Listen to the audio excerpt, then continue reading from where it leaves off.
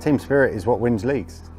It's not, well, from these leagues I've seen that it's not about who's got the most money, who's got the best players, because I've seen teams win it with just a good team spirit and good morale. Everyone's fighting for each other, everyone's with each other. Go to Hastings away on a Tuesday night and win 1-0 because everyone's in the mud fighting. That's what I think wins this league. I think it means a lot as a group. I think if our team spirit's high, it'll allow us to perform high to our maximum. I think if we all start opening up to each other and discussing things openly without anyone judging and all getting along as a team, I think that will push us higher through the ranks and hopefully make us better as a team. I think it's about creating like a positive environment where everyone feels like they're happy and they can go to work and it's all fine. And if something negative was to happen, that they can probably talk about. Yeah, and we regroup and we talk to it together and problem solve together. As I've got older, I think that camaraderie, so that the team that you're with is almost your second family. You spend every day together. A lot of time you spend more time than you do with your actual family. So I think that's just become more and more important, that you've got a team full of mates that you go out and obviously try and get 3 points with on the weekend, but that you spend a lot of time with on the training ground and getting to know each other. And so that sense of sort of second family is probably what team spirit's all about for me. I think teams can have success off of team spirit, really. So not only can it make you feel good and just make you feel positive in your general day-to-day life, but it can also bring success, and that's what we want, really. Obviously we want to be a team that does well, and I think, again, the coaches are striving for us to have a team spirit because it's a good foundation to work off of.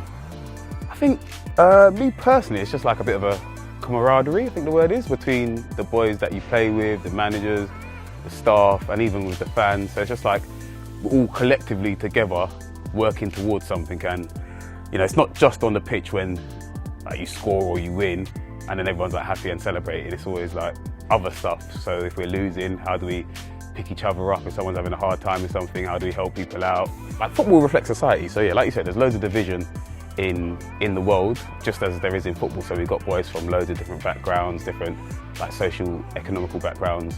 So when we come together, we all come in together with the ultimate goal of, the simplistic goal is almost to win on a Saturday and a Tuesday, but then to build team spirit, I think it's not a one-person individual thing, it's more like a collective. Everyone has to buy in to what we're doing. So, if someone's feeling down, then when you come to football, because we've all got this buy-in, everyone knows that that's the goal we're trying to reach. So everyone collectively has to bring that person up. Do you think you can open up to your teammates about stuff that's happened mentally? No. Why's that? Me personally, I talk a lot, but I talk about stuff that's going on. I wouldn't talk about myself. I think of the guys at the club, a lot of them, as my teammates, and I trust them on the pitch. But when it comes to my lifestyle and how I am, I speak to a very select few about how I'm feeling and how the world or stuff is making me feel. Football and my feelings, I try to keep them apart. It's like people say, your lifestyle and your career shouldn't mix.